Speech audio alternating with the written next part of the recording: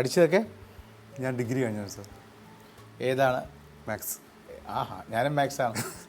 ഈ അനുകരണ കലയിലേക്കുള്ള താല്പര്യം ഇപ്പം മുതലാണ് വന്ന് കയറിയത്? കുട്ടിക്കാലം മുതലുണ്ട്? ഞാനൊരു 5ാം ക്ലാസ് 6ാം ക്ലാസ് തൊട്ട് ചെയ്യാറുണ്ട്. നമ്മളെ സാറന്മാരെ ശബ്ദമൊക്കെയാണ് അനുകരിക്കൽ ക്ലാസ്സിലൊക്കെ. പിന്നെ മലയാള സിനിമയിലെ താരങ്ങളൊക്കെ അനുകരിക്കാൻ തുടങ്ങി. പോരട്ടെ, സാമ്പിൾ പോരട്ടെ. ഞാൻ അരുൺ സാറിൻ്റെ മാസ്റ്റർ പീസിൽ തുടങ്ങാം. അരുണ് വളരെ മിടുക്കനായി മാധ്യമരംഗത്ത് പ്രവർത്തിക്കുന്നുണ്ട്. ഈ അശ്വമേധവും അരുണും തമ്മിലൊരു വലിയ ബന്ധമുണ്ട്. ഞാൻ ദൂരദർശനിൽ വിവാദപർവം എന്ന പേരിൽ ഒരു ടോക്ക് ഷോ അവതരിപ്പിച്ചിരുന്ന കാലം 99-2000 കാലം.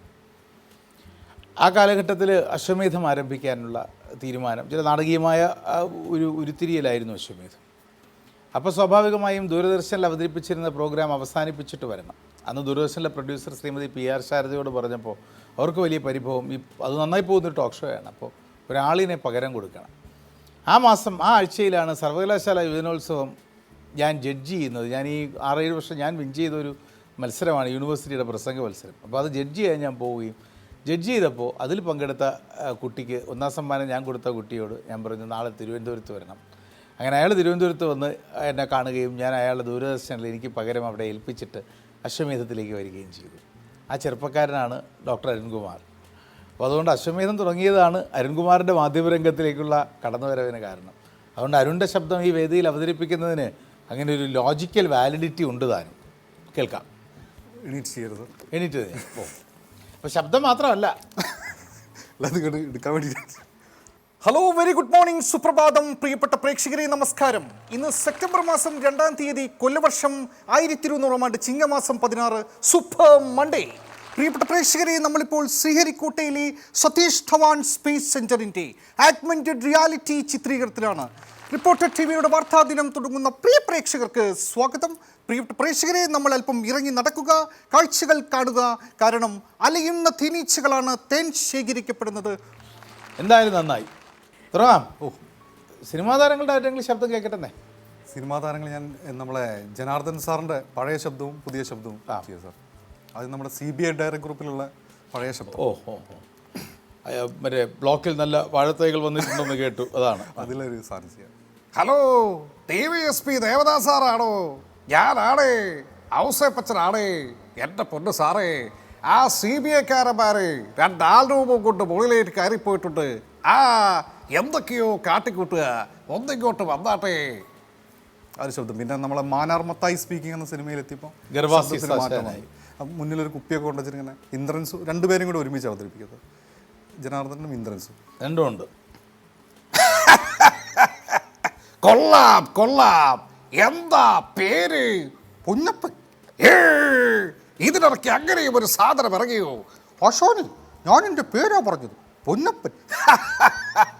നീ പൊന്നപ്പൻ അല്ലടാ, തനി തങ്കമല്ലേ? തങ്കപ്പൻ. എടാ പൊന്നപ്പ, ഈ ഇരിക്കുന്നത് ആരാന്നറിയൂ? നന്നായി. വേറെ ഏത് നടന ആണ് അനുകരിക്കാറുള്ളത്? കൊടുക്കാൻ പറ്റട്ടെ. വേറെ കുറേ ചെയ്യാറുണ്ട് സാർ. അനീഷയോട് ഏത് നടനെ കുറിച്ച് സംസാരിച്ച് ആശുപത്രി പറഞ്ഞു കൊടുത്തോളൂ. ഞാൻ നമ്മളെ ഒരു കോമ്പിനേഷൻ സീൻ ചെയ്യാം സാർ. അല്ല ഒറ്റയ്ക്കൊരു സീൻ അനീഷയോട് പറയുക സാറ്. മറ്റേ നമ്മളെ ഇതിൽ ജയന്റെ ഒക്കെ ശബ്ദം അനുകരിക്കുമോ? ജയന്റെ പഴയ ശബ്ദം ചെയ്യാം. നീയാണ് അവിടെ ഈ പെൺകുട്ടികളെ അതൊന്ന് ചോദിച്ചു. അങ്ങാടിയിലെ ശബ്ദം ചെയ്യാം. അപ്പൊ അത് പറയും. എന്നോട് നിങ്ങൾക്ക് സ്നേഹമുണ്ടെങ്കിൽ ആ സ്നേഹത്തിൻ്റെ പേരിൽ ഞാൻ പറയുന്നു, പിരിഞ്ഞു പോകൂ, പിരിഞ്ഞു പോകാൻ. ആ കാർഡ് വാങ്ങിച്ചോണ്ട് പിരിഞ്ഞു പോകാൻ. ശരി, അപ്പോൾ അടുത്തത് കേൾക്കാം. ആയിക്കോട്ടെ സാർ. നമ്മളെ മണിയമ്പിള്ള രാജു ചേട്ടനും അതുപോലെ ഭീമൻ രഘു ചേട്ടനും നമ്മളൊരു കോമ്പിനേഷൻ സീൻ അവതരിപ്പിക്കുക. നരസിംഹം എന്ന് പറഞ്ഞ സിനിമ. എന്താടോ ഹബീബേ, ഒന്ന് ചൊറിഞ്ഞ് സല്യൂട്ട് ചെയ്യാൻ വരാൻ മറന്നുവല്ലേ? സാറ് പറഞ്ഞ കറക്റ്റാ. ഈ മാറിപ്പോയ DYSP എന്നും പറയുമായിരുന്നു, ഈ കാണുമ്പോൾ സല്യൂട്ട് അടി വേണ്ടാന്ന്. He was very friendly. എന്നാലേ ഇത് ഞാനാ, ശങ്കരനാരായണൻ. എന്നെ കാണുമ്പോൾ കൈനീട്ടി സല്യൂട്ട് അടിച്ചോണം, മനസ്സിലായടോ? പിന്നെ അവനെ കാണുമ്പോൾ പറഞ്ഞേക്ക്, ശങ്കരനാരായണൻ ഇവിടെ ഉണ്ട്, ഇനി വിളച്ചിൽ കാണിച്ചാൽ ചവിട്ടി അവൻ്റെ നട്ടല് ചാടി പിടിക്കുന്നു. സാറി, അവൻ എന്ന് ഉദ്ദേശിച്ചത് ഹിന്ദി ഉടനെയാണെങ്കിൽ അയാളാണ് സാർ സാറിനെ ഇങ്ങോട്ട് ട്രാൻസ്ലേറ്റ് ചെയ്തത്. അയാൾ സാറിൻ്റെ ശബ്ദം കേട്ട് ഇരിക്കുകയാണ് സാർ. ശരി, കൊള്ളാം. Thank you sir. ഇനി സാർ നരേന്ദ്രപ്രസാദിൻ്റെ ഒരു സാറിൻ്റെ ഒരു പ്രസാദ് സാർ. വ്യത്യസ്തമായ വേഷം, നമ്മുടെ ക്രൈം ഫയൽ റഹീം ഹാജി എന്ന് പറഞ്ഞൊരു കഥാപാത്രത്തിൽ ക്രൈം ഫയലല്ല FIR. FIR, sorry. ഈ കൊണ്ടോട്ടിയിൽ ഏതോ അലമ്പ് ഇംഗ്ലീഷ് മീഡിയം സ്കൂളിൽ പഠിച്ച രണ്ടും കെട്ട ഇംഗ്ലീഷ് ഞമ്മക്കിട്ട് വിശിപടക്കാക്കണ്ട. അനക്കും എനിക്കും തിരിയുന്നൊരു ഭാഷയുണ്ടല്ല. So let's have our talking Malayalam. Malayalam Diana രാജ്ഞിയുടെ നയതന്ത്ര സൽക്കാരങ്ങളിൽ വിടുവാൻ ബ്രെവർലി വിവറിൻ വർഷം തോറും മാറ്റിയെടുക്കുന്ന 1001 ബോട്ടിലുകളിൽ 101 ഓപ്ഷന് വരും. അതിൽ 10 തോന കായി ഇറങ്ങി നമ്മ കബൂലാക്കി. ബാക്കി 9 ഡയാനാന്റെ പാവന സ്മരണയ്ക്ക് മുന്നിൽ ഞമ്മ കുടിച്ച് പറ്റിച്ച് കളഞ്ഞ്. So you have lucky enough to have a bottle the same Peter's കൽ. ഈ സിനിമയൊക്കെ കണ്ടാണോ? കണ്ടിട്ട് അതിൽ രഘുവിൻ്റെ കഥാപാത്രത്തിൻ്റെ പേരെന്താ? അക്ഷരമറിയാത്ത അക്കാഡമി അവാർഡ് ജേതാവ് ചക്രവാണി അല്ലേ? ഒരു ശബ്ദം കൂടെ അനുകരിക്കാം. ഏത്? ഇനി ഞാൻ ഒരു കോമ്പിനേഷൻ സീൻ ചെയ്യാം സാർ. ലാലു അലക്സ് സാറും അതുപോലെ നമ്മുടെ നെടുമുടി വേണു ചേട്ടൻ ലാൽ സലാം എന്ന് പറഞ്ഞ സിനിമയിലൊരു സീൻ ചെയ്യാം. അച്ചോ വിളിച്ചിട്ടല്ല അതൊരു ഒത്തു കല്യാണത്തിന് കൂട്ടുനിന്നതിന് അച്ഛനെ ഞങ്ങൾ പള്ളിയിൽ നിന്നും വിലക്കും.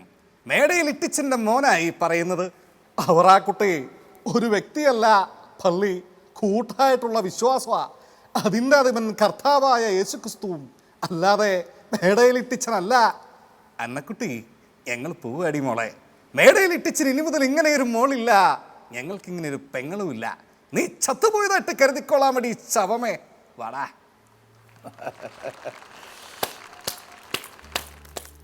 ഈ മിമിക്രിയുടെ ഏറ്റവും വലിയൊരു സൗന്ദര്യം ഞാൻ പലപ്പോഴും തോന്നിയിട്ടുണ്ട്. നമ്മളിങ്ങനെ കേൾക്കാതെ ഇത് ഓഡിയോ മാത്രമായി കണ്ണടച്ച് കേൾക്കുമ്പോഴാണ് ഇതിൻ്റെ ഒരു ഭംഗി സൗന്ദര്യം കൂടുന്നത്.